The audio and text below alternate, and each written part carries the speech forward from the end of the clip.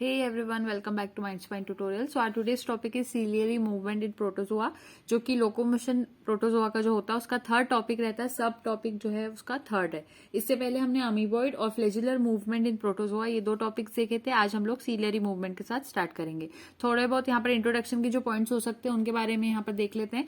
सबसे पहली बात ये हमने देखी थी कि मूवमेंट और लोकोमोशन में क्या डिफरेंस होता है. हालांकि ये सारी चीजें हम अमीबॉइड मूवमेंट में देख चुके हैं, पर यहाँ पर थोड़ा सा उसी इंट्रोडक्टरी पार्ट को हम यहाँ पर प्लस में ले जाते हुए यहाँ पर एक्स्ट्रा करेंगे. तो हमने देखा था मूवमेंट और लोकोमोशन का बेसिक डिफरेंस ये दिखाई देता है. जैसे कि एक प्लांट का अगर हम एग्जांपल लेते हैं तो प्लांट से एक प्लेस से दूसरी प्लेस पर लोकेट नहीं हो सकते, अपनी पोजीशंस चेंज नहीं कर सकते, और इस चीज को हम कहते हैं कि उनमें लोकोमोशन एब्सेंट होता है. वहीं अगर हम प्लांट्स में देखेंगे तो उनमें मूवमेंट्स जरूर देखने को मिल सकते हैं. जैसे कि अगर हम बात करते हैं मिमोसा पुडिका प्लांट की, जिसको हम टच मी नॉट प्लांट भी कहते हैं, तो वो जो प्लांट रहता है उसकी लीव्स को अगर हम देखेंगे तो वो कुछ इस तरह से ओपन रहती है, लेकिन अगर हम इसको टच करेंगे तो वो लीव्स श्रिंक कर जाती है और क्लोज करने लगती है, अपने आप को पास ले आती है. तो वो टच मी नॉट प्लांट में क्या देखने को मिल रहा है, हमें मूवमेंट देखने को मिल रहा है, लेकिन वहां पर लोकोमोशन एब्सेंट होता है. तो ये बेसिक डिफरेंस हो जाता है लोकोमोशन और मूवमेंट के बीच में. अब बात आती है कि लोकोमोशन की डेफिनेशन क्या होती है. तो अगर हम उसको यहाँ लिखें तो locomotion is the movement of the progression through the medium in which animal changes its place and position so as to get its food material and suitable environment. So locomotion एक तरह का मूवमेंट होता है, क्योंकि जितने भी movement है हम उसको लोकोमोशन नहीं कह सकते, लेकिन ऑल लोकोमोशंस आर मूवमेंट ये हम कह सकते हैं.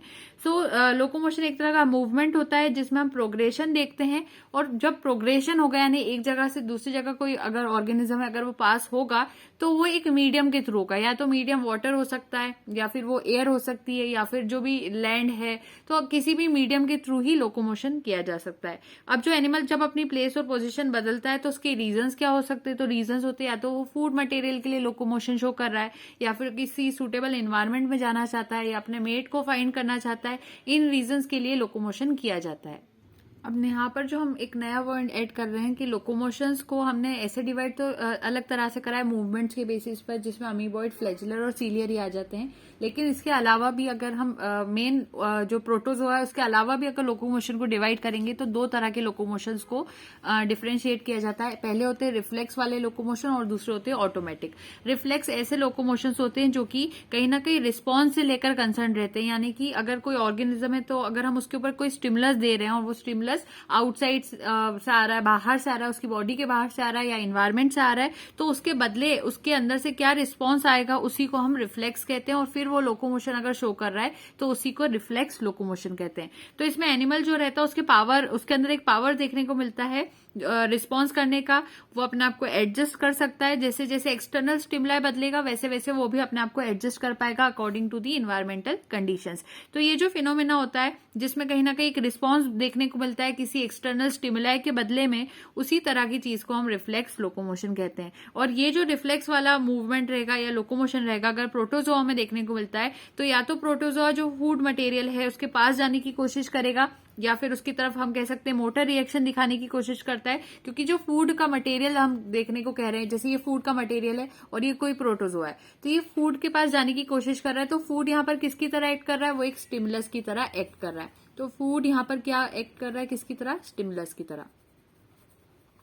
तो प्रोटोजोआ फूड के पास जाने की कोशिश करता है. इसी को हम कह सकते हैं कि मोटर रिएक्शन उसने शो करी या रिफ्लेक्स लोकोमोशन उसने शो करा है. अब यहाँ पर बैकवर्ड मूवमेंट भी हो सकता है और फॉरवर्ड मूवमेंट भी हो सकता है. ऐसा नहीं कि हमेशा स्टिमुलस के पास ही ऑर्गेनिज्म या फिर प्रोटोजोआ जो है वो जाने की कोशिश करेगी, बल्कि वो उससे दूर भी जा सकते हैं. तो फॉरवर्ड बैकवर्ड दोनों तरह के मूवमेंट्स इसमें होते हैं, जिसको हम टू एंड फ्रो मूवमेंट भी कह सकते हैं. इसके ठीक अपोजिट हो जाते हैं हमारे पास ऑटोमेटिक लोकोमोशंस.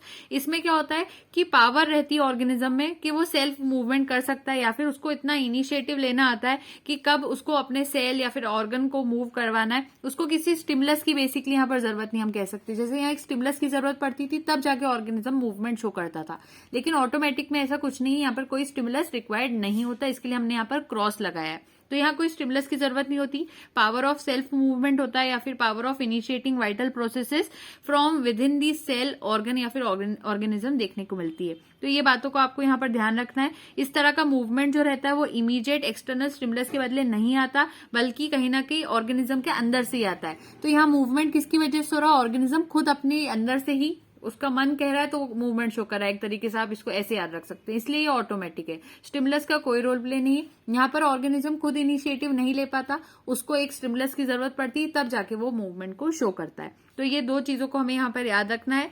और एक चीज और ऑटोमेटिक में आती है कि जब ये मूवमेंट होता है इसके अंदर, तो एक्सटर्नल स्टिमुलाई का कोई काम नहीं, तो ये ऐसा दिखाई देता है कि कहीं ना कहीं एक रिदमिक पल्सेशन दिखाई दे रहा है of the contractile vacuoles. Body के अंदर कुछ चीज तो हो रही होगी, तो वो बॉडी के अंदर ऐसी क्या चीज होती है जिसकी वजह से ऑर्गेनिज्म मूवमेंट शो करता है। स्टिमुलस का तो रोल प्ले नहीं है, तो यहाँ पर होता है रिदमिक पल्सेशन, यहाँ एस लिखा हुआ है, rhythmic pulsation of contractile vacuole. उसकी बॉडी के अंदर क्या होता है, ऑर्गेनिज्म की बॉडी में कॉन्ट्रेक्टाइल वैक्यूल का रिदमिक पल्सेशन देखने को मिलता है। तो ये दो डिफरेंस हो गए इन दोनों के बीच में।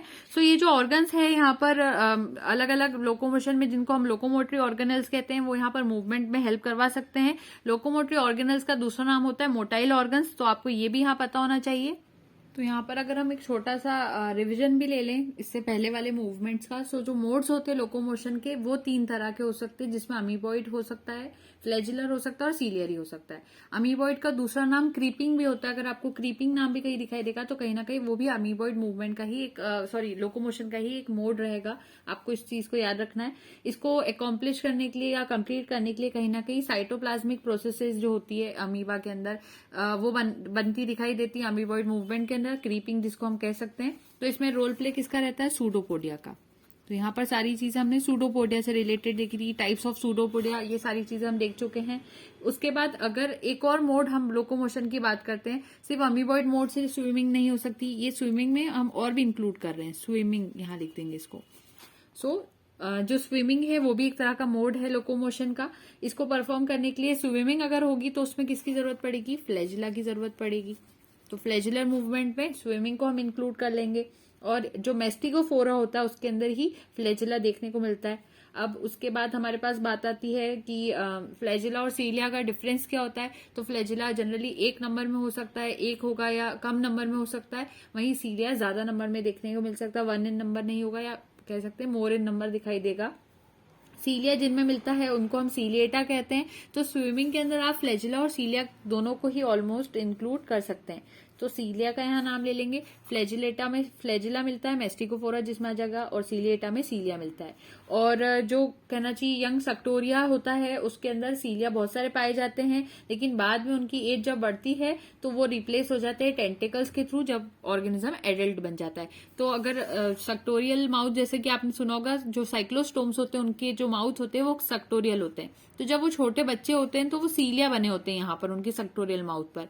जैसे ही वो जो छोटे बच्चे होते हैं जब वो एडल्ट बन जाते हैं तो सीलिया की जगह पर टेंटेकल्स आ जाते हैं। तो ये एक्स्ट्रा पॉइंट था। और एक और मोड भी होता है जिसको कहते हैं मेटाबोली, क्योंकि कुछ ऐसे पॉइंट्स थे जो कि फर्स्ट वाली वीडियो में हमने इतने ज्यादा इंक्लूड नहीं करे थे यहाँ, क्योंकि ये थोड़ा लास्ट पार्ट जैसे ही रहेगा लोकोमोशन का, तो इसीलिए हम यहाँ पर थोड़ा सा एक्स्ट्रा इन्फॉर्मेशन लेते हुए कंप्लीट कर रहे हैं। अब मेटाबोली की अगर हम बात करते हैं तो इसका दूसरा नाम होता है ग्लाइडिंग।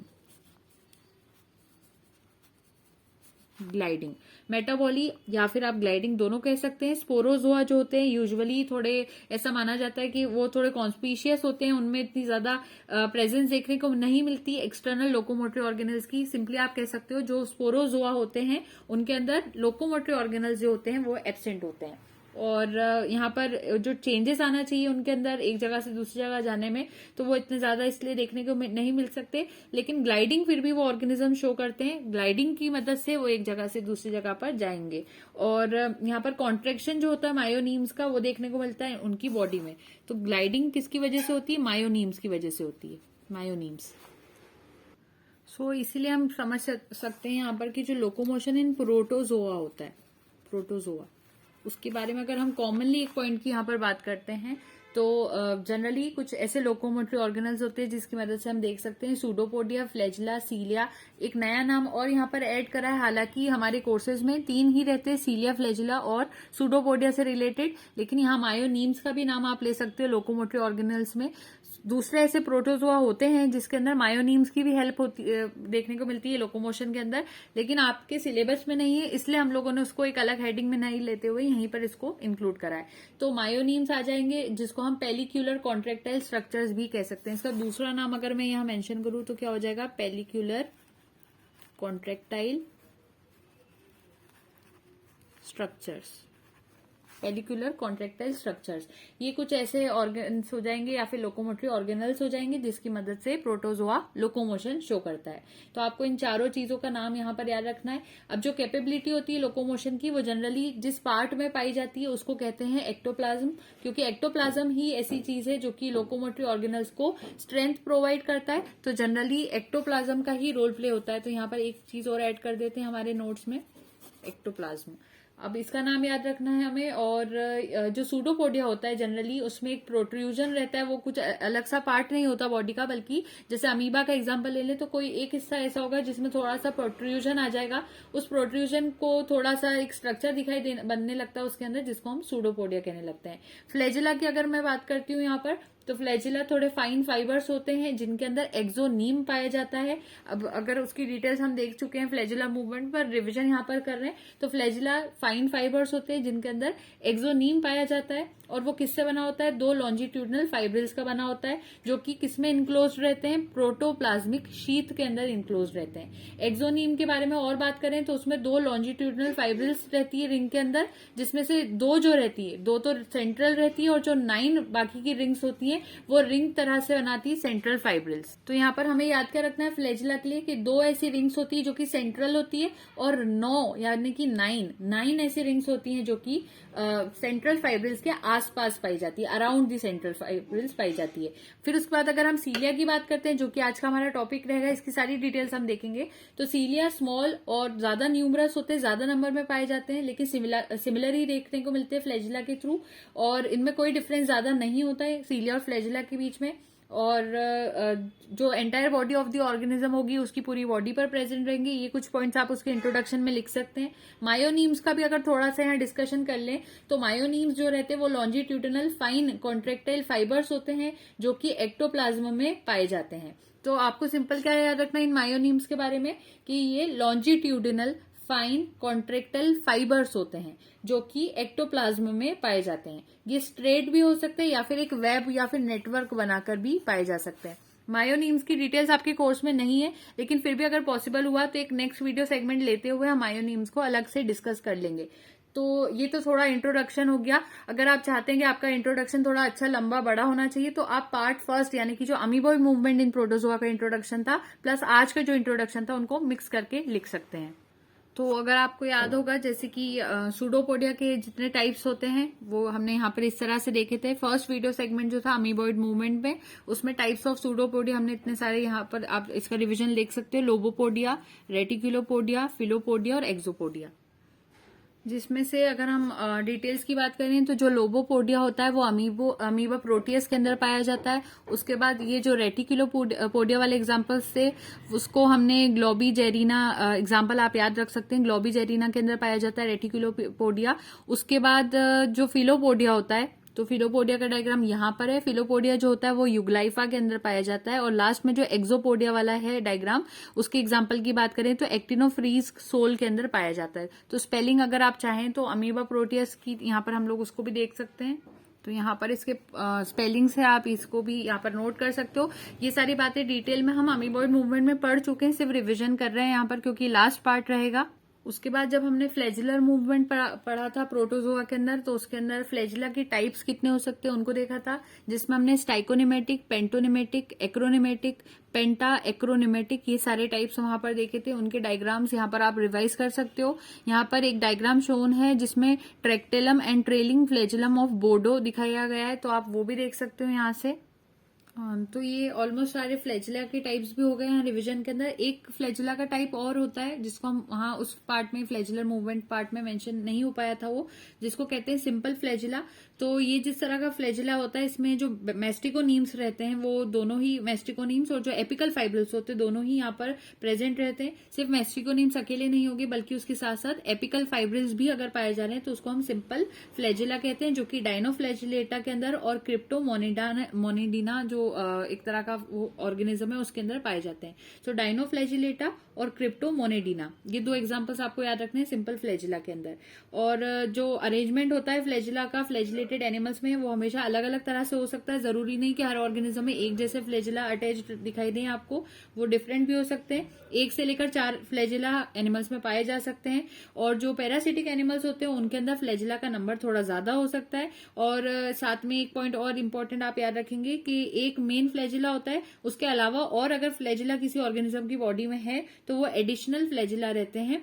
जैसे बोडो में और एसोनीमा, 2 ऐसे ऑर्गेनिजम्स, अगर इनकी बात करोगे तो इसमें 2 फ्लैजिला दिखाई देते हैं जो कि एंटीरियर एंड में से अराइज होते हैं। इसमें से एक फ्लैजिला जो होता है उसको कहते हैं ट्रैक्टेलम, जो कि एनिमल को आगे ले जाने का काम करता है। वहीं जो बोडो और एसोनीमा नाम का ऑर्गेनिज्म है, इनमें जो दूसरा फ्लैजिला होता है उसको कहते हैं ट्रेलिंग फ्लैजिलम, जो कि बॉडी को फॉरवर्ड डायरेक्शन से प्रोपेल करने की कोशिश करता है। तो आपको याद रखना है कि एक तो आगे ले जाने के लिए और एक कहीं ना कहीं पीछे ले जाने का काम कर रहा है।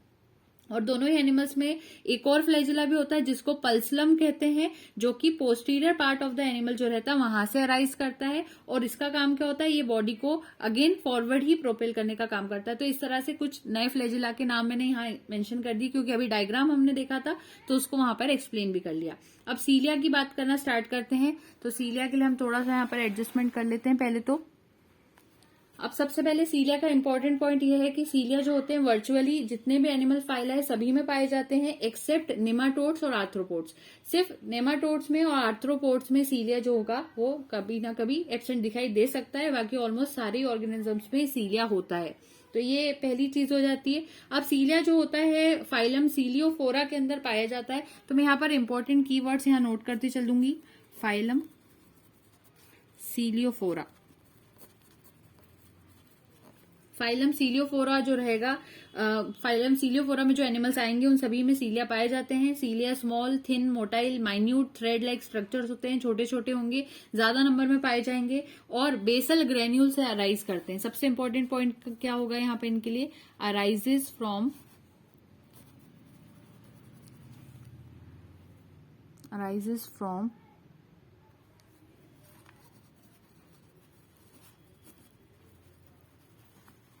बेसल ग्रेन्यूल्स, यहाँ एक ई आना चाहिए। उसके बाद जो सीलिया होते हैं, जो लार्वल स्टेज होगी कुछ एनिमल्स की जिनमें सक्टोरिया पाया जाता है, उनके अंदर पाए जाते हैं लॉन्ग, ऑब्लिक और स्पाइरल रोज के अंदर, जो कि उनकी एंटायर बॉडी पर भी हो सकते हैं या फिर किसी specific part of the body पर भी हो सकते हैं, जैसे कि वॉटिसेला। तो पहला एग्जाम्पल मैंने यहाँ पर किसका ले लिया, वॉटिसेला का ले लिया। और वॉटिसेला के लिए मैंने क्या क्या बातें यहाँ पर की कि जो सीलिया होता है उसकी लार्वल स्टेज में भी हो सकता है। कुछ ऐसे एनिमल्स होते हैं जिनमें सक्टोरिया पाया जाता है, सक्टोरिया का नाम भी यहाँ लिख लेते हैं। सक्टोरियल माउथ होता है जैसे साइक्लोस्टोम्स में, उस तरह से सक्टोरिया पाया जाता है कुछ एनिमल्स में, जहां पर सीलिया भी मिल जाएगा। और जो सीलिया होगा लॉन्ग, ऑब्लिक, स्पाइरल रोज के अंदर अरेंज रहता है। एग्जाम्पल है वॉटिसेला। उसके बाद सीलिया जो होता है वो सेम लेंथ का भी हो सकता है या फिर different parts of the body में उनकी डिफरेंट लेंथ भी हो सकती है। ऐसा भी हो सकता है कि जिससे पूरी बॉडी पर 5 मिलीमीटर के सीलिया है तो 5 मिलीमीटर की पूरी बॉडी पर हो, या ऐसा भी हो सकता है कि अलग अलग डिफरेंट उनकी लेंथ देखने को मिले अलग अलग जगहों पर। तो ये आपको यहाँ पर याद रखना है। इसके बाद अगर हम बात करते हैं स्ट्रक्चर ऑफ सीलिया की, तो जैसा कि हमने क्या कहा कि ये बेसल ग्रेन्यूल्स जो होते हैं बॉडी में वहां से अराइज करते हैं। तो उसको रिप्रेजेंट करने के लिए यहाँ पर एक डायग्राम ड्रॉ कर लेते हैं। जैसे कि आप अगर इसको देखेंगे तो ये है यहाँ पर 2 पॉइंट्स जिनको मैं कह सकती हूँ बेसल ग्रेन्यूल्स। ये 2 पॉइंट्स हो गए बेसल ग्रेन्यूल्स, स्पेलिंग आप यहाँ से लिख लेंगे। इसके बाद यहाँ से सीलिया अराइज करता है, ये सीलिया अराइज कर रहा है। उसके बाद यहाँ एक डॉटेड लाइन से रिप्रेजेंटेशन देंगे थोड़ा सा इस तरह से। अब ये जो बीच में मैंने जो डार्क लाइन बनाई है, आप इसका नाम अगर लिखना चाहो तो यहाँ पर लिख सकते हो एक्सियल फिलामेंट, एक्सियल फिलामेंट। और उसके ऊपर ये जो डॉटेड लाइन से रिप्रेजेंटेशन की है वो क्या है, वो उसकी साइटोप्लाज्मिक शीथ है, साइटोप्लाज्मिक शीथ। शीट नहीं बोलना है आपको, शीथ बोलना है इसको। तो ये स्ट्रक्चर ऑफ सीलिया हो गया। अगर आपकी कॉपीज में अगर आप इस तरह से छोटे छोटे डायग्राम्स को मेंशन करेंगे तो आपको वहां पर जो एग्जामिनर होगा उसको इजीली आपके रिप्रेजेंटेशन क्लियर होंगे। तो ये छोटा सा डायग्राम था स्ट्रक्चर ऑफ सीलिया को रिप्रेजेंट करने के लिए। हर एक्सियल फिलामेंट की अगर मैं बात करती हूँ तो उसके आसपास एक साइटोप्लाज्मिक शीट पाई जाती है। जैसे ये एक्सियल फिलामेंट है, उसके आसपास साइटोप्लाज्मिक शीट दोनों में ही आपको दिखाई दे रही होगी। ये जो फाइब्रिल्स होते हैं ये बेसल ग्रेन्यूल्स के साथ एसोसिएटेड होते हैं। और अगर हम इलेक्ट्रॉन माइक्रोस्कोपी की मदद से सीलिया को देखते हैं तो जो स्ट्रक्चर्स होते हैं उनके अंदर कभी कभी साथ में फ्लैजेला जैसा स्ट्रक्चर दिखाई देता है, या इसके साथ फ्लैजेला भी दिखाई देंगे। दूसरी बात, इनका जो स्ट्रक्चर होगा आप ये ध्यान दें कि सीलिया का स्ट्रक्चर जैसे एक फ्लैजेला का स्ट्रक्चर होना चाहिए वैसा ही दिखाई देता है। हर सीलिया के आसपास आउटर मेम्ब्रेनस शीथ होती है जो कि कितनी मोटी होती है उसका भी आपको आंसर पता होना चाहिए। तो ये जो मेम्ब्रेनस शीथ है यानी कि साइटोप्लाज्मिक शीथ की बात कर रहे हैं हम लोग, तो मेम्ब्रेनस शीथ जो होती है शीथ उसका साइज होता है 90 एंगस्ट्रॉम तक थिक, इतनी मोटी हो सकती है ये। दूसरी बात, ये कंटिन्यूअस होती है cell membrane of the body के साथ। सीलियरी मेम्ब्रेन के अंदर अगर आप देखोगे तो एक फ्लूइड भरा होता है जिसके मैट्रिक्स भी आप कह सकते हो। तो कहीं ना कहीं अंदर एक चीज और होती है जिसको कहते हैं मैट्रिक्स। मैट्रिक्स के अंदर 9 पेरिफेरल लॉन्जिट्यूडनल फाइबर्स होते हैं जो कि entire length of cilium body जो होती है उसमें रन करते हैं। तो सिंपल क्या याद रखना है, सीलियरी मेम्ब्रेन के अंदर एक फ्लूइड होता है और वो जो फ्लूइड होता है उसको कहते हैं मैट्रिक्स। उसके बाद हमने कहा इसी मैट्रिक्स के अंदर 9 यानी कि 9 पेरिफेरल लॉन्जिट्यूडिनल फाइब्रिल्स होते हैं। लॉन्जिट्यूडिनल की स्पेलिंग आपको आती होगी। तो लॉन्जिट्यूडिनल लंबे लंबे फाइबर्स जैसे स्ट्रक्चर्स देखने को मिलते हैं जो कि पूरी लेंथ जो है सीलिया की पूरी लेंथ तक साथ साथ में उसके साथ रन करते हैं सीलियम बॉडी के आसपास। तो उनको हम यहाँ पर 9 रहते हैं, वो 9 नंबर रहते हैं, उसको याद रखना है। हर फाइबर की बात करें तो वो 2 माइक्रो फाइबर का बना होता है। हर एक फाइबर कितने फाइबर्स का बना होता है, 2 फाइबर्स का बना होता है। और दोनों ही फाइबर्स जो होंगे वो डबल रो जो होंगी शॉर्ट आर्म्स की उनके अंदर रन करेंगे, क्लॉकवाइज डायरेक्शन में रन करते हैं। सेंटर जो होता है मैट्रिक्स का, अब इसी मैट्रिक्स पे वापस आइए। इस मैट्रिक्स का जो सेंटर होता है उस पर 2 सिंगल फाइबर्स भी पाए जाते हैं। तो 9 तो हो गए लेंथ के आसपास चलने वाले और 2 हो गए सेंटर पे चलने वाले। 2 सेंटर पे फाइबर्स मिलते हैं जो कि कैसे होते हैं, वो इनक्लोज्ड होते हैं इनर मेम्ब्रेनस शीथ के अंदर। और जो पेरिफेरल और सेंट्रल फाइब्रिल्स है, ये जो 9 है वो तो पेरिफेरल हो गए और जो 2 हैं वो कैसे हो गए, वो सेंट्रल हो गए। तो इन दोनों के बीच में पेरिफेरल फाइब्रिल्स और सेंट्रल फाइब्रिल्स जो होते हैं इन दोनों के बीच में एडिशनल एक्सेसरी फाइबर्स भी पाए जाते हैं। आप देख सकते हैं कितना डिटेल वाला डायग्राम रहता है। इतने से सीलिया है, उतने छोटे से सीलिया के अंदर इतने सारे स्ट्रक्चर्स हो गए। तो पहले तो हमने बात की एक मेम्ब्रेनस शीथ होगी, शीथ के अंदर मैट्रिक्स भरा होगा। मैट्रिक्स के आसपास अगर हम बात करेंगे पूरे सीलिया के अंदर आप देखोगे तो 9 पेरिफेरल जो फाइब्रिल्स होते हैं वो रन करते हैं और उसके अंदर बीच में 2 सेंट्रल फाइब्रिल्स रन करते हैं। इन दोनों फाइब्रिल्स के बीच में और भी एडिशनल फाइब्रिल्स रन करते हैं जिनको एक्सेसरी फाइबर्स भी कहा जाता है। अब जो प्रोटोजोन्स होते हैं उनमें जो सीलिया होता है वो कभी कभी कॉम्प्लेक्स ऑर्गेनल्स भी बना लेता है, जैसे कि एंड्यूलेटिंग मेम्ब्रेन होलोट्राइका के अंदर। और उसके बाद कुछ और भी मेम्ब्रेन्स होती है जो कि स्पाइरोट्राइका में भी देखने को मिल सकती है, जैसे कि सिराय इन हाइपोट्राइका। इस तरह की बातें आप यहाँ मेंशन कर सकते हो। अब डायग्राम देखते हैं सबसे पहले। तो यहाँ से आप डायग्राम देख सकते हैं। स्ट्रक्चर जो होना चाहिए एक सीलिया का वो कैसा होगा। पहला जो ए वाला डायग्राम है, ये जो ए वाला वो उसका एलएस शो कर रहा है यानी कि उसका लॉन्जिट्यूडनल सेक्शन शो कर रहा है। उसके बाद ये जो बी वाला डायग्राम है वो उसका टीएस यानी कि ट्रांसवर्स सेक्शन शो करेगा। सीलिया के बारे में हम बात कर रहे हैं। और लास्ट में ये जो सी वाला डायग्राम है वो बेसल बॉडी का डायग्राम शो करेगा। तो सबसे पहले हम लोग एलएस वाला डायग्राम देखेंगे। आप देख सकते हो यहाँ पर बेसल बॉडी है, क्योंकि बेसल बॉडी ही ऐसी चीज है जहां से कौन निकलता है, सीलिया निकलता है। तो बेसल बॉडी में से बाहर आएगा सीलिया, जिसमें बीच में होता है सेंट्रल फाइबर्स, आसपास होता है सीलियरी शाफ्ट और ऊपर जाके देख सकते हो आप पेरिफेरल माइक्रोफाइबर दिखाई दे रहा है। बीच में मैट्रिक्स होती है। बी की बात कर, अच्छा इधर इनर शीथ भी होती है दोनों तरफ, तो वो दोनों में कॉमन है। अब बी वाले डायग्राम को ध्यान से देखेंगे तो इसमें क्या दिखाई दे रहा है कि छोटे छोटे आसपास छोटे रिंग्स दिखाई देंगे आपको। अगर आप ध्यान से देखोगे तो बीच में तो 2 मिल ही रहे स्ट्रक्चर्स। अगर मैं इसको थोड़ा सा डिटेल में आपको समझाऊं तो इसका डायग्राम देखिए। तो यहां से आपको इसका डायग्राम क्लियर हो गया होगा कि बीच में जो 2 स्ट्रक्चर्स दिख रहे हैं, 2 वाले की बात हमने करी थी, वो क्या हो जाएंगे यहाँ पर सेंट्रल फाइबर्स हो जाएंगे। और आसपास वो जो गोल गोल और छोटे छोटे दिख रहे हैं वो 9 वाले हो जाएंगे, वो पेरिफेरल माइक्रोफाइबर्स हो जाएंगे। तो ये तो डायग्राम में दिखाई दे गए। उसके बाद बीच में हमने बात की थी कि जो मैट्रिक्स होता है वो रहता है। तो मैट्रिक्स ऑफकोर्स यहाँ पर बीच में बन रहा है, ये मैट्रिक्स की लेबलिंग यहाँ पर भी जा रही है। उसके बाद उसकी इनर शीथ होती है, तो वो इनर शीथ भी हमें दिखाई दे रही है। दोनों सेंटर्स वालों को जोड़ते हुए इनर शीथ आ रही है। बाहर आउटर मेम्ब्रेनस शीथ आ रही है। पेरिफेरल माइक्रो माइक्रोफाइबर्स हो गए, फिर रेडियल लेमिले, ये छोटे सेंटर्स वालों को और पेरिफेरल वालों को जो चीजें जोड़ रही है उनको कहते हैं रेडियल लेमिले। उसके बाद यहाँ पर कुछ आर्म्स भी दिखाई दे रहे हैं। इस तरह से इसका ट्रांसफर सेक्शन कंप्लीट होता है। और लास्ट में यहाँ पर हमारे पास सी डायग्राम बेसल बॉडी का है। इसके अंदर लेबलिंग्स में आपको छोटे ट्विस्ट ऑफ 3 पेरिफेरल माइक्रोफाइबर्स दिखाई दे रहे होंगे। ये सारे डायग्राम्स आप सीलिया में इंक्लूड करेंगे। यहाँ पर एक छोटा डायग्राम और है, अगर आप वो कॉम्प्लिकेटेड डायग्राम नहीं बना सकते हैं तो यहाँ पर ये वाला डायग्राम भी हम ड्रॉ कर सकते हैं। सिंपल बातों में अगर समझे तो सीलिया जो होता है, अगर हम उसका इलेक्ट्रॉन माइक्रोग्राफ देखें तो हर सीलियम के अंदर कैरेक्टरिस्टिक पैटर्न देखने को मिलता है, जिसमें 9 सर्कमफेरेंशियल और 2 सेंट्रल पेयर्ड फिलामेंट्स देखने को मिलते हैं। इसीलिए कहा जाता है कि सीलिया में या फिर फ्लैजिला जो होता है उसमें 9+2 का अरेंजमेंट देखने को मिलता है। तो अब इसका डायग्राम ध्यान से देखें अगर हम, तो यहाँ एक रूटलेट दिखाई दे रही है, यहाँ पर एक बेसल ग्रेन्यूल है, यहाँ एक बेसल प्लेट है, उसके ऊपर पेरिफेरल फिलामेंट के डायग्राम चल रहा है ऊपर तक।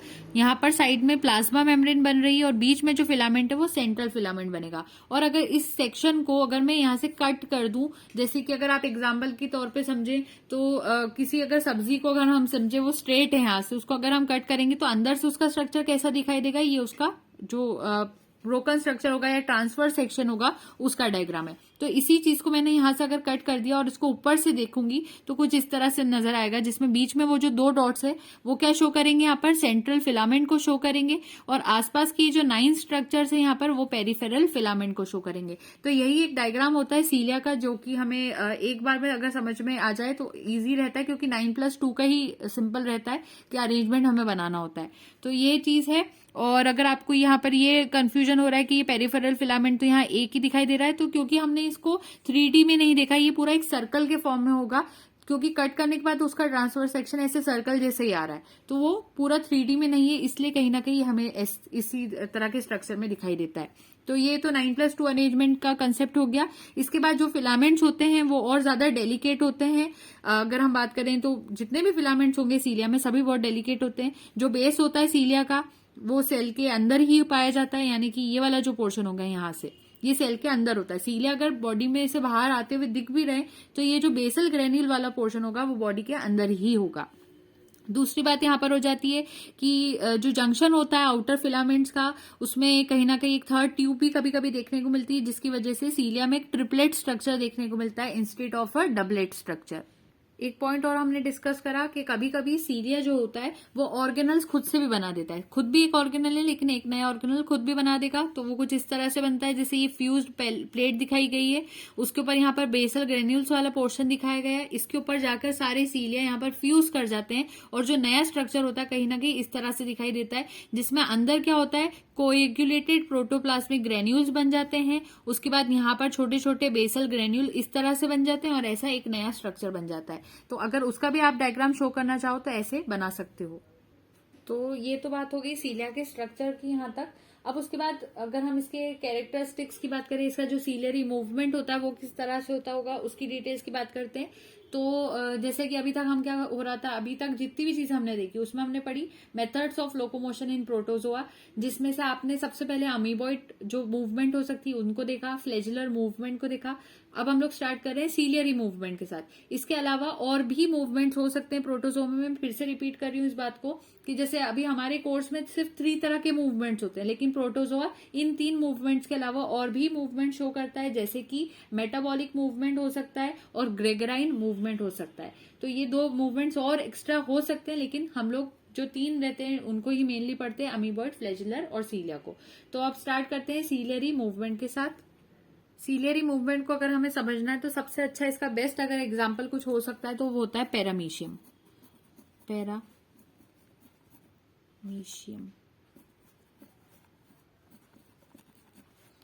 क्योंकि पैरामीशियम में सीलिया उसकी पूरी बॉडी पर पाया जाता है, इसलिए पैरामीशियम का ही एग्जाम्पल इसमें मेनली लिया जाता है।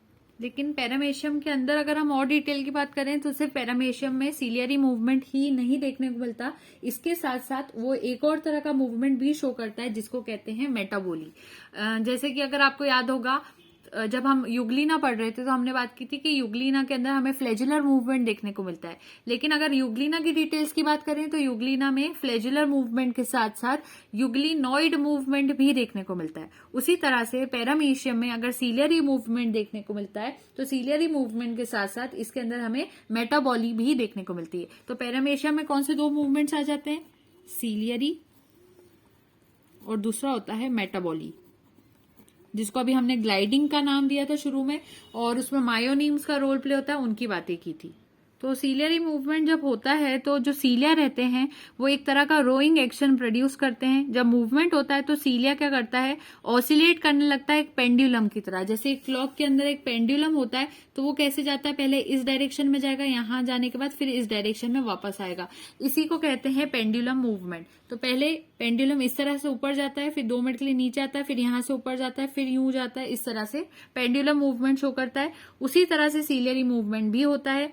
हर ऑसिलेशन में एक इफेक्टिव स्ट्रोक होता है और एक रिकवरी स्ट्रोक होता है, जैसे कि आपने फ्लैजिला के टाइम पर भी देखा था, हमने वहां पर भी इफेक्टिव और रिकवरी स्ट्रोक के बारे में डिस्कस करा था। तो इफेक्टिव स्ट्रोक जब रहता है तो जो सीलिया रहता है वो स्लाइटली कर्व हो जाता है और रिजिड हो जाता है, और जो पानी रहता है उस पर स्ट्राइक करने लगता है जैसे कि एक ओर हो। तो अगर आपको पता है ओर किस तरह से मूवमेंट करता है तो आपको क्लियर होगा। तो सीलियरी मूवमेंट में हो क्या रहा है कि सबसे पहले एक ऑसिलेशन शुरू होता है, जो मूवमेंट रहता है उसमें ऑसिलेशन पेंडुलम की तरह दिखाई देता है। तो सबसे पहली बात तो आप पेंडुलम वाला लिख लेंगे कि यहाँ पर मैं इसको नोट खुद भी करती चलती हूँ साथ में। तो oscillate, cilia oscillates like a pendulum, cilia oscillates like a pendulum, एक पेंडुलम की तरह सीलिया ऑसिलेट करता है, पेंडुलम। ये बात हो गई यहाँ पर क्लियर। उसके बाद दूसरा पॉइंट यहाँ पर आप ये मेंशन कर सकते हो कि जब ऑसिलेशन होते हैं तो हर ऑसिलेशन में 2 तरह के स्ट्रोक्स होते हैं, जिनको कहते हैं इफेक्टिव स्ट्रोक और दूसरा होता है रिकवरी स्ट्रोक, रिकवरी स्ट्रोक। और यहाँ पर हमें इस बात पे कंफ्यूज नहीं होना है कि ये हम सीलिया के बारे में बातें कर रहे हैं।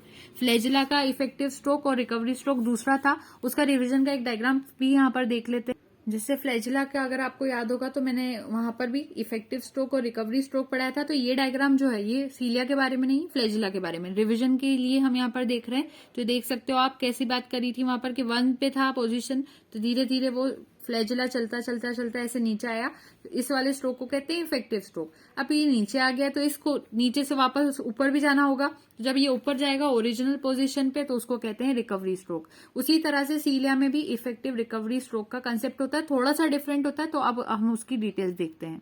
तो सीलिया ने पेंडुलम की तरह ऑसिलेट करना स्टार्ट करा, 2 स्ट्रोक्स लगाए, इफेक्टिव रिकवरी स्ट्रोक्स दोनों।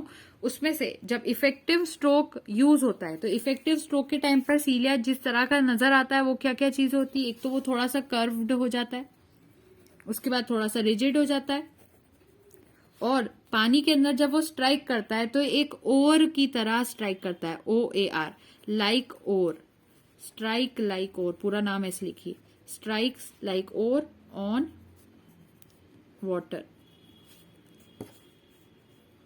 तो इफेक्टिव स्ट्रोक में सीलिया हल्का सा कर्व ले लेता है, रिजिड हो जाता है, ठोस हो जाता है थोड़ा सा, और पानी के ऊपर अगर वो मूवमेंट करता है तो ऐसे स्ट्राइक करता हुआ दिखाई देता है जैसे कि एक ओर हो, OAR।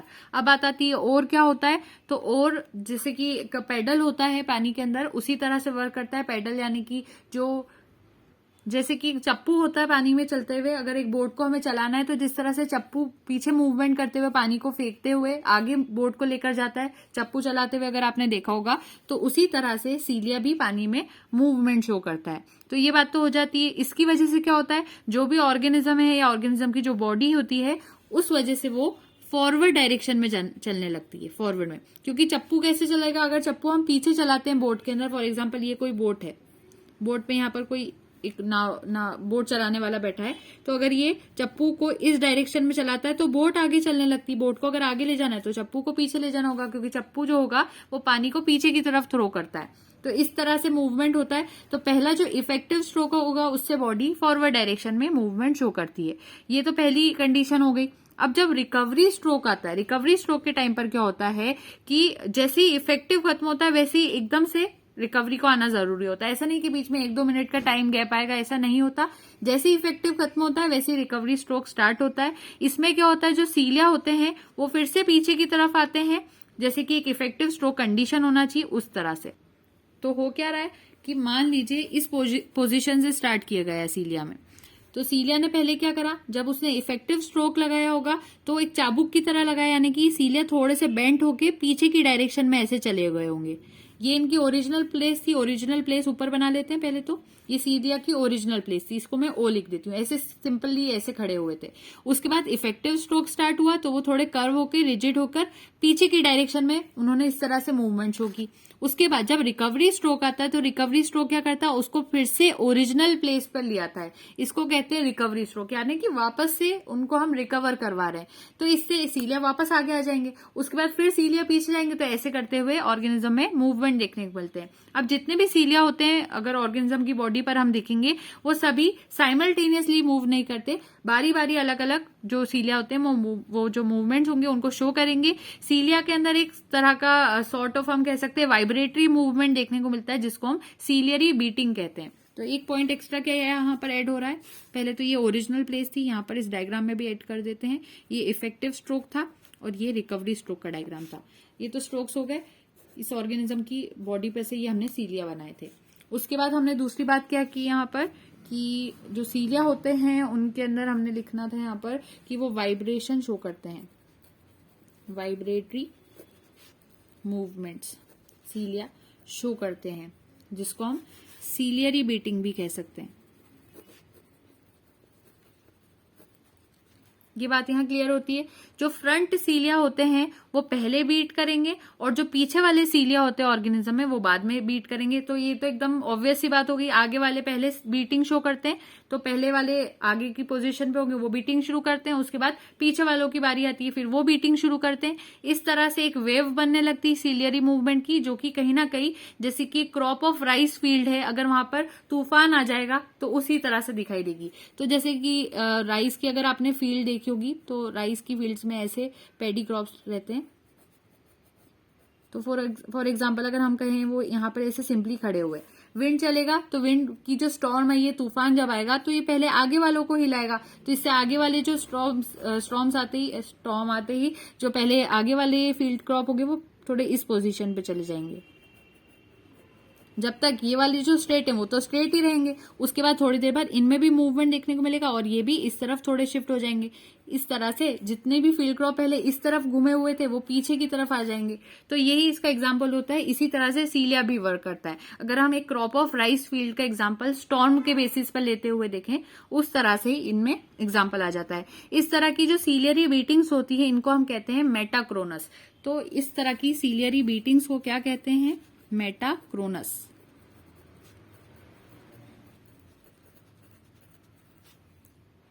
तो आप लिखेंगे यहाँ पर such ciliary beatings are known as metachronous. इसके ठीक अपोजिट अगर हम बात करें, जो सीलिया होते हैं वो ट्रांसवर्स रोज पे जो पाए जाएंगे वो भी साथ साथ में एक सिंगल लाइन ऑफ रो के अंदर ही वर्क करते हैं। साइमल्टेनियसली वर्क नहीं करते इतना, लेकिन फिर भी एक मूवमेंट शो करेगा तो दूसरी तरफ के हिस्से वाले जो सीलिया है वो भी मूवमेंट शो करते हैं। तो एक कहीं ना कहीं थोड़ी देर बाद सिंक्रोनस रिद्म हमें देखने को मिलती है कि पहले ये करेगा वैसे ही वो भी करेगा, दूसरा भी वैसे ही करेगा। एक सिंक्रोनस रिद्म वहां पर बनने लगती है और जो बीटिंग होती है सीलिया की उसको रेगुलेट करने का काम जिसका रहता है उसका भी नाम आपको पता होना चाहिए। तो ये जो पूरी बीटिंग्स हो रही है सीलिया की उसको कौन रेगुलेट कर रहा है, it is regulated by, regulated यहाँ यू है, by neuromotor system. Neuromotor system, जो न्यूरोमोटर सिस्टम होता है वो सीलिया की इन बीटिंग्स को रेगुलेट करता है। तो सीलिया की बीटिंग्स या फिर beating of cilia is regulated by neuromotor system. Cilia जो होते हैं वो स्ट्रेट बैक में मूव नहीं करते। ऐसा नहीं होगा कि सीधा सीधा मूवमेंट शो करते हैं, बल्कि ऑब्लिकली मूव करते हैं। ऑब्लिकली यानी थोड़े ऐसे टेढ़े टेढ़े ऑब्लिकली मूव करते हैं, जिस वजह से एनिमल जो होता है वो रोटेट करने लगता है एक लॉन्जिट्यूडनल एक्सिस पर, धीरे धीरे स्पाइरल घूमने लगता है। क्योंकि अगर हम पहली बार पैरामेशियम को भी देखते हैं तो वो हमें ऐसा मूवमेंट शो करता हुआ नहीं दिखता कि पैरामेशियम में फॉर एग्जाम्पल उसका स्ट्रक्चर कुछ ऐसे स्लिपर जैसा होता है। तो कहीं ना कहीं अगर पैरामेशियम को मैं यहाँ ड्रॉ करूं तो कुछ इस तरह से दिखाई देता है पैरामीशियम। तो कभी भी आपको ऐसा नहीं दिखेगा कि पैरामीशियम ऐसे सीधे सीधे जा रहा है, बल्कि पैरामीशियम ऐसे घूमते घूमते जाता हुआ दिखाई देता है। तो वो सीधे क्यों नहीं जा रहा है, वो स्ट्रेट ट्रैक को फॉलो क्यों नहीं कर रहा है, क्योंकि वो स्पाइरली रोटेट कर रहा है अपने राइट साइड की तरफ, जिस वजह से वो जो एनिमल है कहीं ना कहीं हमें लेफ्ट साइड पर जाता हुआ दिखता है। क्योंकि वो राइट साइड के अंदर अगर स्पाइरल करता है तो जाने किस डायरेक्शन में लगता है, लेफ्ट साइड में जाने लगता है। दूसरी बात, जो सीलिया होते हैं ओरल ग्रूव्स पे, जो पैरामीशियम होता है उसके ओरल ग्रूव्स पे जो सीलिया होते हैं वो डायरेक्टली बीट करते हैं बैकवर्ड डायरेक्शन की तरफ और ज्यादा फोर्स लगा के वहां पर बीटिंग शो करते हैं, जिस वजह से एनिमल ऐसा दिखाई देता है कि वो एब ओरल साइड के ऊपर मूव कर रहा है। अब ये जो टेंडेंसी होती है किसी भी एनिमल की, जैसे कि वो रोल ओवर शो कर रहा है लेफ्ट कपल्ड जो अनदर फोर्स है उसकी तरह से, तो इस वजह से जो एनिमल्स होते हैं उनमें स्ट्रेट कर्व दिखाई नहीं देता, बल्कि एक लार्ज स्पाइरल दिखाई देता है। इसलिए हम कह सकते हैं कि जो पैरामीशियम होता है वो सर्कल के अंदर मूव करता है। तो ऐसा कहा जाता है paramecium moves in circle. Paramecium जब भी मूवमेंट शो करता है तो सर्कल के अंदर मूवमेंट शो करता है। तो ये सीलिया की बीटिंग्स होती है जो कि उसको ऐसा शो कर देती है कि वो इस तरह का मूवमेंट शो कर रहा है। तो ये तो आपके पास पैरामीशियम की बारे में बातें आ गई, लेकिन इसका डायग्राम देखना बहुत जरूरी है। तो कुछ इस तरह से सबसे पहले तो बीट ऑफ सीलियम के डायग्राम्स आप देख लीजिए। ए वाले में जो है फॉरवर्ड स्ट्रोक दिखाया गया है, यानी कि इस तरफ से मूवमेंट जा रही है, एरो देखिए पीछे की तरफ जा रहा है, तो वो हो गया फॉरवर्ड स्ट्रोक। उसके बाद वो सारी चीजें आगे अगर चली गई हैं तो उनको वापस पीछे लाने का काम करना है, तो उसको कहते हैं रिटर्न स्ट्रोक या फिर रिकवरी स्ट्रोक। तो आपके सामने ये जो डायग्राम है ये पैरामीशियम का डायग्राम है। दूसरी बात, एंटी क्लॉकवाइज स्पाइरल पाथ जो वो फॉलो करता है ड्यूरिंग स्विमिंग, उसका डायग्राम है। तो पहली पोजीशन यहाँ पर है पैरामीशियम की, उसके बाद वो इधर चले जाता है थर्ड पोजीशन पे। वो एक्सिस ऑफ मूवमेंट आप उसकी देखिए, एक बीच में स्ट्रेट लाइन है, तो कहीं ना कहीं उसी पर मूव करते हुए आगे जा रहा है और साथ साथ में ऐसे रोटेट करता भी जा रहा है, अपनी पोजीशन पे भी रोटेट कर रहा है इस तरह से। जैसे आप एक पेन को अगर देखेंगे तो वो यूं रोटेट करते हुए आगे बढ़ने की कोशिश कर रहा है। ये डायग्राम आपको याद रखना है। इसमें आप लिख सकते हैं paramecium anti clockwise spiral path followed by swimming.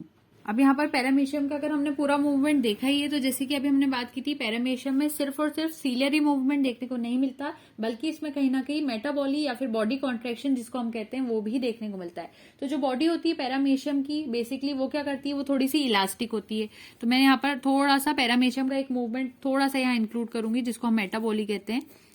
फिर हम वापस से सीलिया की बातों के ऊपर और डिटेल्स देख लेंगे यहाँ पर। तो मेटाबॉली जो होती है या बॉडी कॉन्ट्रैक्शन पैरामीशियम का जो होता है, उसमें पैरामीशियम की बॉडी होती है इलास्टिक, पहली इंपॉर्टेंट बात ये होती है। उसके बाद वो अपनी बॉडी को इस तरह से स्क्वीज कर सकता है जैसे कि एक नैरो पैसेज से आसानी से जा सके और अपने नॉर्मल शेप जो है उसको वापस भी ला पाए, इस तरह की उसकी बॉडी होती है।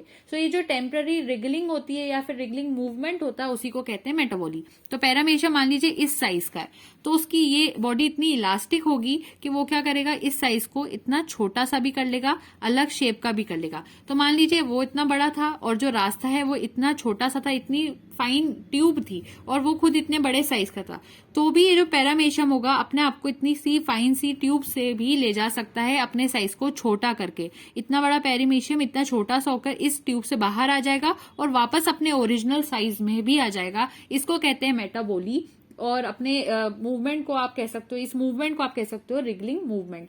सो सिंपल लिखना, body of paramecium is elastic and it can squeeze itself. ये अपनी बॉडी को क्या कर रहा है, यहाँ पर स्क्वीज कर रहा है। It can squeeze itself through narrow passage, after which it regains its normal shape.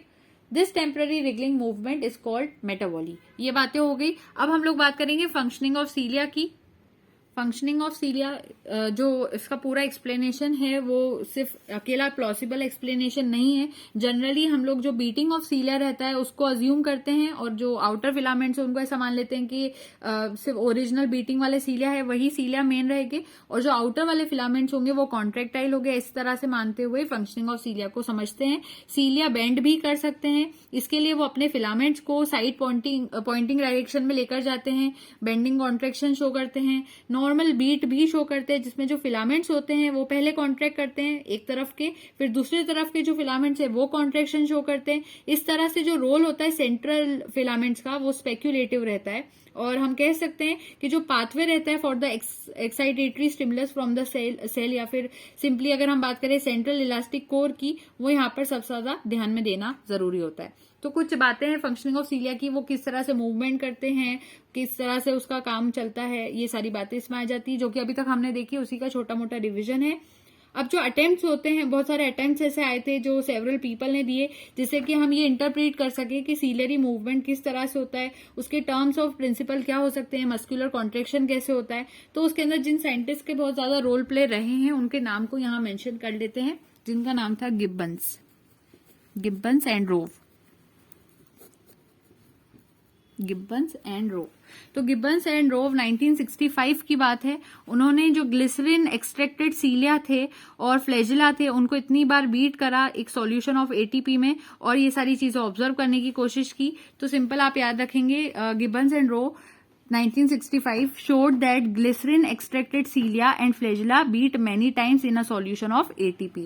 अगर पहले सीलिया और फ्लैजिला को हम ग्लिसरीन में डाल के निकाल देंगे और उनको एटीपी के सॉल्यूशन में देखेंगे तो वो ज्यादा बार बीट करते हैं, ये बात उन्होंने बताई। फिर एक साइंटिस्ट आए जिनका नाम था हयाशी 1996 की बात है, सॉरी 1961 की बात है, सॉरी 1961 की बात है, और ऊपर वाली 1965 की बात है।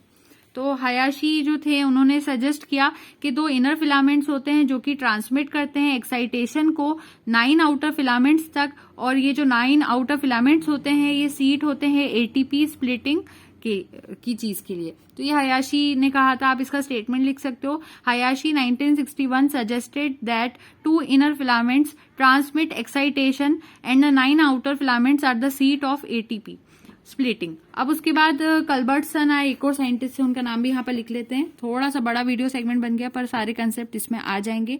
कल्बर्टसन, तो कल्बर्टसन 1966 की बात थी। उन्होंने सीलिया को आइसोलेट करा, सीलिएट्स वाले एनिमल्स जो होते हैं उनमें से सीलिया को बाहर निकाला, उनको स्टडी करा सस्पेंशन के अंदर लेते हुए।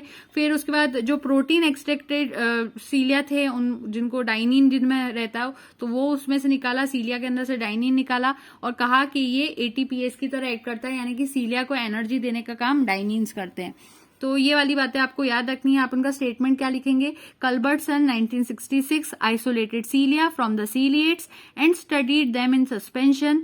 The protein extracted from the cilia, जिसको हम डाइनिन कहते हैं, प्रोटीन का नाम लिख लेते हैं डाइनिन, जिसको हम डाइनिन कहते हैं, वो एक्ट करता है एटीपीएस की तरह। ये बातें हो गई। Coordination of ciliary activity topic में 2 थ्योरीज ऐसी आई है जिसमें हमने ये मैकेनिज्म देखा है कि सीलियरी एक्टिविटी किस तरह से कोऑर्डिनेट होती है। पहली सीलियर मतलब अभी तक जैसे आपने सारी थ्योरीज देखी थी, theories of amoeboid movement, theories of flagellar movement, उसी तरह से अब हम सीलियरी एक्टिविटी की थ्योरीज के नाम लिख रहे हैं यहाँ पर। पहला होता है न्यूरोइड थ्योरी और दूसरी होती है मैकेनिकल थ्योरी। तो कभी कोई पूछ ले कि इसकी थ्योरी का नाम बताइए, तो ये 2 थ्योरीज आपको याद रखनी है, न्यूरोइड और मैकेनिकल। न्यूरोइड थ्योरी जो थी उसको प्रपोज करने वाले जो साइंटिस्ट थे उनका नाम था पार्कर। तो इन्होंने, पार्कर नाम के साइंटिस्ट ने दी थी इस थ्योरी। 1905 के अंदर की बात है जब ये थ्योरी उन्होंने दी थी, और उन्होंने कहा कि नर्व लाइक इम्पल्सेस जो होते हैं वो ट्रांसमिट होते हैं सेल से सेल तक, इस तरह से कहीं ना कहीं मूवमेंट होता है। उसी तरह से मैकेनिकल थ्योरी जो थी उसको प्रपोज करने वाले साइंटिस्ट का नाम था वर वॉर्म। तो मैं उनका नाम लिख लेती हूँ यहाँ पे, वर वॉर्म। ईयर 1890 की बात थी। वर वॉर्म 1890, उन्होंने मैकेनिकल थ्योरी प्रपोज की थी। उन्होंने सजेस्ट किया एक्शन एक सीलिया का किस तरह से होता है मैकेनिकली, वो एक दूसरे को स्टिमुलेट किस तरह से करते हैं, ये सारी बातें उन्होंने बताई थी।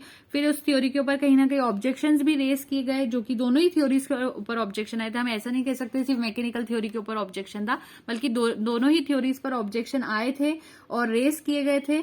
उसके बाद यहाँ पर कोई सेंटर नहीं देखने को मिला किसी स्टिमुलेटरी एक्टिविटी का।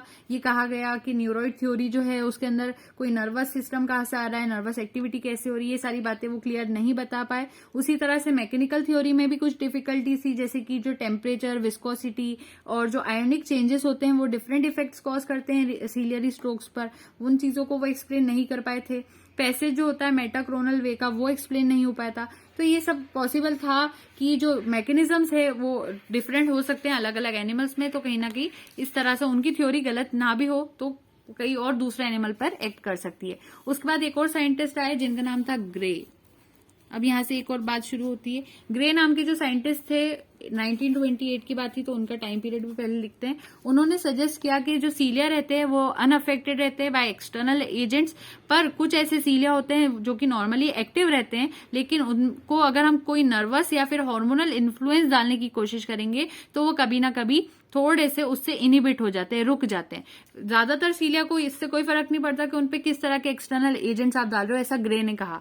लेकिन कुछ ऐसे सीलिया होते हैं जो कि नॉर्मली तो एक्टिव रहते हैं, लेकिन अगर कोई नर्वस और हार्मोनल इन्फ्लुएंस उन पर करा जाए तो वो कहीं ना कहीं उनकी जो एक्टिविटी होती है वो इनिबिट होने लगती है, रुकने लगती है। फिर उनके बाद जो थर्ड टाइप के जो सीलिया होते हैं वो नॉर्मली क्वाइट होते हैं, चुप रहने वाले सीलिया, यानी कि बिल्कुल एक्टिव नहीं रहते, कुछ काम भी नहीं करते, लेकिन उनको आप स्टिमुलेट कर सकते हो कि वो एक्टिविटी कर सके। तो ग्रे ने आकर सिंपल क्या करा, 3 तरह के सीलिया बता दिए कि ऐसे 3 सीलिया हो सकते हैं, जिसमें से जो नर्वस कंट्रोल रहता है उसको हम कह सकते हैं कि वो इनहिबिटरी होता है। एसिटाइल कोलिन जो रहता है वो सीलियरी एक्टिविटी को इंक्रीज करता है। फ्रॉग फेरिंग्स अगर होगा उसके अंदर, इस बारे में उन्होंने बताया था, तो मैं यहाँ मेंशन करती रहती हूँ एक एक बात।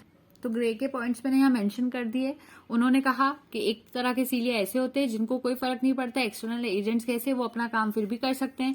कुछ ऐसे सीलिया होते हैं जो कि बहुत एक्टिव होते हैं, आसानी से अपना काम करते हैं, लेकिन नर्वस और हार्मोनल इन्फ्लुएंस अगर उन पर आ जाएगा तो उनकी जो एक्टिविटी है वो थोड़ी सी इनिबिट होती है, रुकने लगती है। कुछ ऐसे सीलिया होते हैं जो बिल्कुल काम नहीं करते, क्वाइट तरह के होते हैं, लेकिन उनको अगर आप स्टिमुलेट करोगे तो वो एक्टिविटी परफॉर्म करने लगेंगे। फिर ग्रे ने कहा कि एसिटाइल कोलिन ऐसी एक तरह का न्यूरोट्रांसमीटर होता है। अगर आप न्यूरोट्रांसमीटर्स के बारे में नहीं जानते हैं तो चैनल पे पूरी इसकी डिटेल्स है, सारे पार्ट्स हैं न्यूरोट्रांसमीटर्स के, उसको आप समझेंगे तो आपको क्लियर हो जाएगा। सो एसिटाइल कोलिन एक तरह का न्यूरोट्रांसमीटर होता है जो कि सीलियरी एक्टिविटी को इंक्रीज कर सकता है फ्रॉग के फेरिंग्स के अंदर। सॉरी, यहाँ पर फेरिंग्स ऑफ फ्रॉग होना था, आप प्लीज स्टेटमेंट को सही कर लेंगे, मैंने इसको ठीक से नहीं लिखा है। सो फ्रॉग का जो फेरिंग्स होता है, फ्रॉग फेरिंग्स जो होता है उसके अंदर उसकी एक्टिविटी को इंक्रीज कर देता है। कुछ ऐसे प्रोटोजोन्स होते हैं जिनमें जो सीलिया होते हैं वो under the control of hemomotor centre में दिखाई देते हैं, जो कि हीमोमोटर सेंटर क्या करता है, उनको इंपल्स सेंड करता है, जिसके बदले वो हीमोमोटर फाइब्रिल्स को यूज करते हैं और कहीं ना कहीं वर्क करने लगते हैं। तो ये बातें आपको याद रखनी है। लास्ट में कंक्लूजन लेते हुए हम यहाँ पर बात करेंगे कि कहीं ना कहीं सीलियरी एक्शन में भी डिसऑर्डर्स देखने को मिल सकते हैं। अगर सीलियरी एक्शन की मैं बात करती हूँ तो ये इसके फंक्शंस क्या है कि ये डिफेंस मैकेनिज्म प्रोवाइड करता है, जैसे कि रेस्पिरेटरी पैसेजेस जो होते हैं, हम लोग अगर नोज की बात करते हैं, ह्यूमंस में क्या होती है नोज, सभी ऑर्गेनिजम्स की नोज की भी बात करें तो नोज की लाइनिंग में होते हैं बहुत सारे सीलिया।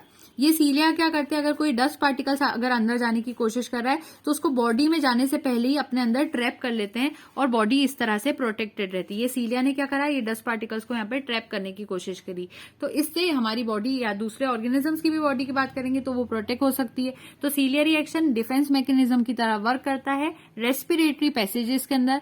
तो अगर यहाँ पर सीलियरी एक्शन किसी ऑर्गेनिज्म में नहीं दिखाई देगा किसी रीजन की वजह से, तो उसको प्रॉब्लम हो सकती है, जैसे कि कभी कभी कुछ ऐसे कंजेनाइटल डिफेक्ट होते हैं जिसमें जो सीलिया होता है वो एक तरह का उनमें सिंड्रोम आ जाता है कि सीलिया फंक्शन प्रॉपर नहीं कर पाते। इस वजह से जो जिस भी इंसान को अगर सीलिया का फंक्शन अगर उनकी बॉडी में प्रॉपर नहीं हो रहा तो उसको साइनस का इन्फेक्शन हो जाता है, या फिर उसमें हम कह सकते हैं साइनस इन्फेक्शन के साथ साथ उसको डेक्स्ट्रोकार्डिया भी हो जाता है। अब बात आती है कि डेक्स्ट्रोकार्डिया क्या होता है, तो मैं एक एक टर्म्स को यहाँ लिखती जाती हूँ। पहले तो कि अगर किसी ऑर्गेनिज्म में सीलिया की फंक्शन प्रॉपर नहीं है, सीलिया अगर फंक्शन अच्छे से नहीं कर रहा है, ठीक है, हम ह्यूमन की बात कर रहे हैं, उसका सीलिया फंक्शन नहीं कर रहा है मान लीजिए, तो उसको क्या प्रॉब्लम होगी कि उसको साइनस इन्फेक्शन होगा। साइनस इन्फेक्शन होगा, साइनस इन्फेक्शन के साथ साथ उसको होगा डेक्स्ट्रोकार्डिया। डेक्स्ट्रोकार्डिया क्या होता है, डेक्स्ट्रोकार्डिया एक तरह का फैक्ट है। अगर हम फीटस हार्ट की भी बात करें तो नॉर्मली वो जिस पोजीशन पे रहता है ड्यूरिंग डेवलपमेंट और ड्यू टू अगर हम बात करें फ्लैजुलर मूवमेंट भी ये वाली बातें हो सकती है, या सीलियरी मूवमेंट के साथ साथ भी हो सकती है, तो उसकी वजह से उसकी जो पोजीशन होगी, उसका हार्ट जिस जगह पर होगा वो चेंज हो जाएगा। तो वो जो हार्ट की पोजीशन अगर उसको चेंज हो जाएगी तो उसको कहते हैं डेक्स्ट्रोकार्डिया। और जो सिंड्रोम रहता है सीलिया का वो जनरली आउट ऑफ ऑर्डर ही देखने को मिलता है। तो हार्ट जो रहेगा वो उसकी ओरिजिनल पोजीशन पे नहीं मिलेगा, जो कि एक नई पोजीशन में मिलेगा, रिवर्स ऑफ नॉर्मल मिलेगा। तो इसी को कहीं ना कहीं कहते हैं डेक्स्ट्रोकार्डिया। वैसे हम लोग ये सारी बातें प्रोटोजोआ में पढ़ रहे थे, पर फिर भी हमने इतनी सारी डिटेल्स अगर सीलिया की देखी है तो लास्ट में हमने उसका थोड़ा सा एक्स्ट्रा पॉइंट भी यहाँ पर मेंशन करा है। So loss of ciliary action can result from any reasons. One is congenital defect in cilia producing a syndrome in which cilia do not function. Person gets repeated sinus infection with dextrocardia. Dextrocardia is due to the fact that in fetus heart is normally in this position, and during development due to flagellar or ciliary action round it changes its position. Because in this syndrome cilia are out of order, heart stays to its original position, what is reverse of normal. तो ये बातें हैं extra जो कि हमने यहाँ समझ ली. Last में मैंने जैसे बताया था कि कभी कभी सीलिया खुद भी कुछ ऑर्गेनल्स बना लेते हैं, जिसमें से एक होता है अंड्यूलेटिंग मेम्ब्रेन. तो अंड्यूलेटिंग मेम्ब्रेन बना लेते हैं कभी कभी सीलिया. तो वो किस तरह से होती है, तो ये आपके सामने एग्जांपल है प्लूरोनेमा. ये जो ऑर्गेनिज्म का फोटो है आपके सामने वो किसका है, प्लूरोनेमा का. तो प्लूरोनेमा में यहाँ पर आपको एक स्कूप लाइक, या फिर आप यहाँ पर अगर ऊपर की तरफ देखेंगे स्कूप लाइक या फिर सेल लाइक अंड्यूलेटिंग मेम्ब्रेन यहाँ पर इस पोजीशन पे देखने को मिलेगी. तो ये अंड्यूलेटिंग मेम्ब्रेन सीलिया का ही एक थोड़ा एक्सटेंशन होता है. इसके अलावा सीलिया और क्या चीज बना सकता है, सीलिया मेम्ब्रेनेल्स बना सकता है. और ये जो सारे डायग्राम है आपके सामने ए बी सी तीनों यूप्लोट्स के लिए. ये ऑर्गेनिज्म कौन सा है, यूप्लोट्स. तो यूप्लोट्स में क्या होता है कि सीलिया जो रहता है वो मेम्ब्रेनेल्स बना लेता है. तो पहले फोटो में आपको यहाँ पर ऊपर जो दिख रहे होगे स्पाइन लाइक स्ट्रक्चर वो है मेम्ब्रेनेल्स. कभी कभी सीलिया सिराए भी बना लेता है. तो ये छोटे छोटे क्या बन रहे हैं, यहाँ पर सिराए बन रहे हैं. बी वाले डायग्राम में एक सिंपल मेम्ब्रेनेल को अगर मैं यहाँ से कट करके बाहर निकालूंगी तो वो कैसा दिखाई देता है, उसमें नीचे एक फाइबर प्लेट रहती है, फ्यूज्ड सीलिया होते हैं, जिसका डायग्राम मैंने अभी शुरू में भी आपको बताया था. तो वही डिटेल्स है. तो सिराए, मेम्ब्रेनेल्स या फिर अंड्यूलेटिंग मेम्ब्रेन्स, ये सभी सीलिया के ही एक तरह के थोड़े मॉडिफाइड स्ट्रक्चर्स होते हैं. तो सीलिया के लिए जितनी भी पॉसिबल डिटेल्स हो सकती थी सभी चीज हमने यहाँ डिस्कस कर लिए. प्रीवियस वीडियो सेगमेंट की भी ऑलमोस्ट रिवीजन पूरे कर लिए हैं यहाँ पर अमीबॉइड फ्लैजेलर मूवमेंट्स के. लेकिन फिर से यहाँ पर एक बात रिपीट करेंगे, प्रोटोजोआ के 3 मूवमेंट्स को ही हम लोग डिटेल में पढ़ते हैं. इसके अलावा जैसे कि मेटाबॉली हो गई या और भी जो मूवमेंट्स होते हैं जैसे यूग्लिनॉइड मूवमेंट हो गया, ये भी प्रोटोजोआ के ही मूवमेंट्स होते हैं जिनको हम लोग डिटेल में नहीं पढ़ते हैं. फिर भी हम लोग अगर पॉसिबल हुआ तो एक वीडियो सेगमेंट बनाएंगे जिसके अंदर जो एक्स्ट्रा मूवमेंट जो कि आपके सिलेबस में नहीं होते, फिर भी अगर आप उसको जानना चाहते हो कि वो मूवमेंट्स कैसे होते हैं, हम उनकी डिटेल्स एक अलग ही वीडियो सेगमेंट में लेते हुए बात करेंगे. बाकी जो हमारे मेन सिलेबस के हिसाब से 3 मूवमेंट्स होने थे, अमीबॉइड, फ्लैजेलर और सीलियरी, वो तीनों यहाँ पर कंप्लीट हो गए प्रोटोजोआ के अंदर. और प्रोटोजोआ के अंदर हमने पैरामेशियम का, अमीबा का एग्जाम्पल, यूग्लिना का एग्जाम्पल लेते हुए इन चीजों को कंप्लीट करा. इसके अलावा लोकोमोशन के अंदर और भी टॉपिक्स होते हैं जैसे कि हाइड्रोस्टैटिक मूवमेंट्स इन सीलेंट्रेट्स, एनालीट्स और पॉलीकीटा जिसमें ओलिगोकीटा, हिरुडिनेरिया, ये सारी चीजें आती है, एकाइनोडर्मेटा होते हैं. वो सारी चीजों के लिए एक अलग ही वीडियो सेगमेंट लेंगे हम लोग और उनको बाद में स्टडी करेंगे. So thank you so much. Don't forget to like, share and subscribe. Happy learning.